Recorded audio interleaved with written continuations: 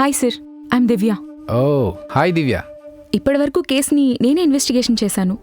సంధ్య ఆత్మహత్య చేసుకుంది అనడానికి అన్ని ఆధారాలు ఉన్నాయి. ఈ కేసుని అందుకే క్లోజ్ చేశాం సార్. ఆత్మహత్య చేసుకోవడానికి ఆధారాలుంటే సరిపో, కారణాలు కూడా ఉండాలి. అంటే ఒక మనిషి ఆత్మహత్య చేసుకోవడానికి ఒక కారణం ఉంటేనే కదా. ఈ కేసులో నాకు కొన్ని డౌట్స్ ఉన్నాయి. సంధ్య లైఫ్ చాలా పర్ఫెక్ట్గా ఉంది. Job, love, family. తను ప్రేమించిన అబ్బాయిని పెళ్లి చేసుకోవడానికి ఫ్యామిలీ వాళ్ళు కూడా ఒప్పుకున్నారు. త్వరలో పెళ్లి కూడా కాబోతుంది. Everything is perfect. ఇలాంటి అదృష్టం ఏ అమ్మాయికి దొరకదు. అంత హ్యాపీగా ఉన్న అమ్మాయి ఆత్మహత్య ఎందుకు చేసుకుందంటావు? అదే సార్ నాకు అర్థం కావట్లేదు. నేను కూడా చాలా ఎంక్వైరీ చేశాను, కానీ నాకు కూడా ఎలాంటి ఇన్ఫర్మేషన్ దొరకలేదు. ఇన్ఫర్మేషన్ దొరకకపోతే కేసు క్లోజ్ చేస్తారా? అంటే నువ్వు ప్రాపర్గా ఎంక్వైరీ చేయలేదు? అలాంటిదేం లేదు సార్. ఈ కేసుకి సంబంధించినంత వరకు నేను చాలా మందిని ఎంక్వైరీ చేశాను, కానీ ఎలాంటి ఇన్ఫర్మేషన్ దొరకలేదు. నేను డ్యూటీలో చేరి 3 years అవుతుంది. 72 కేసెస్ సాల్వ్ చేశాను. ఈ కేసుతో కలిపి 73. నేను ప్రతి కేసు చాలా సిన్సియర్గా ఎంక్వైరీ చేస్తాను. మీరు నన్ను ఇలా అవమానించడం ఏం బాలేదు సార్. నా ఉద్దేశం అది కాదు దివ్య. కార్తిక్ సంధ్యని 9:30 వాళ్ళ ఫ్లాట్ దగ్గర దించాడు. పోస్ట్మార్టం రిపోర్ట్ ప్రకారం 10 నుంచి 10:30 మధ్యలో సంధ్య చనిపోయింది. అప్పటి వరకు బాయ్ ఫ్రెండ్తో పబ్కి హ్యాపీగా ఉన్న సంధ్య 1 గంటలోనే డెసిషన్ మార్చుకొని ఆత్మహత్య ఎందుకు చేసుకుందంటావు?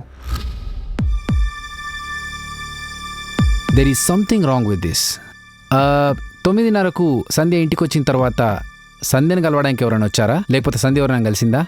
నేను వాచ్మెన్ని ఎంక్వైరీ చేశాను సార్, ఎవరూ రాలేదని చెప్పాడు. సీసీటీవీ ఫుటేజ్ చెక్ చేశారా? అది కూడా చెక్ చేశాను సార్. అందులో కూడా ఎలాంటి క్లూ దొరకలేదు.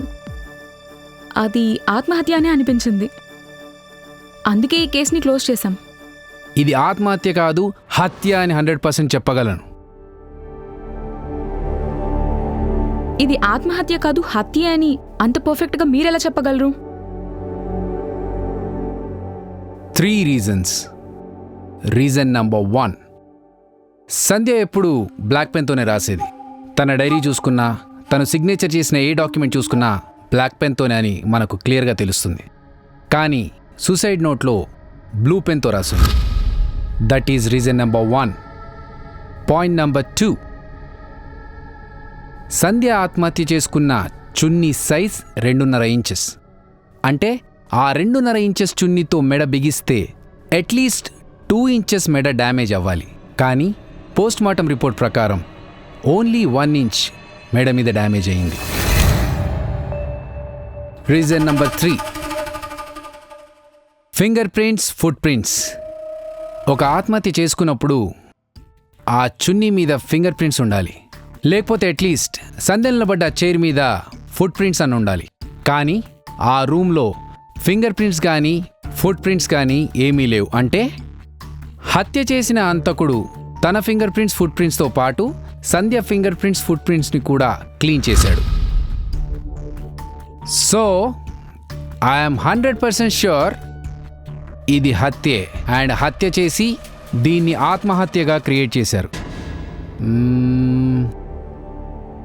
సీసీటీవీ ఫుటేజ్ ఎక్కడుంది? అది మీకిచ్చిన పెన్ డ్రైవ్లోనే ఉంది సార్. ఇదా?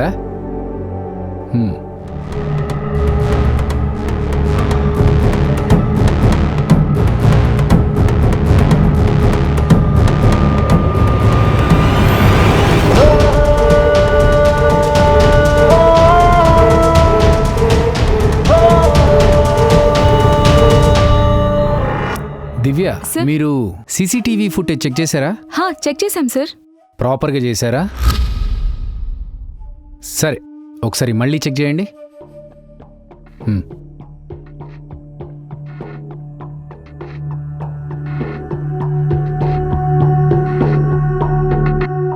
చూశాను సార్, అంతా పర్ఫెక్ట్గానే ఉంది.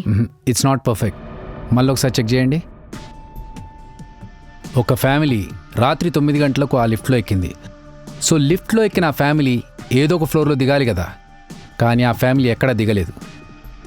Wear is that footage? అవును సార్, నేను కూడా ఈ విషయాన్ని గమనించలేదు. నువ్వెందుకు గమనించలేదంటే ఆ సీసీటీవీ ఫుటేజ్ని హ్యాక్ చేశారు. ఒకవేళ సంధ్య నిజంగా ఆత్మహత్య చేసుకునుంటే సీసీటీవీ ఫుటేజ్ హ్యాక్ చేయాల్సిన అవసరం ఎవరికుంటుంది? కాబట్టి ఎవరో ప్రాపర్గా హత్య చేసి దీన్ని ఆత్మహత్యగా క్రియేట్ చేశారనడానికి this is the one proof. ఇది పర్ఫెక్ట్ మర్డర్ అని మనకు అర్థమవుతుంది.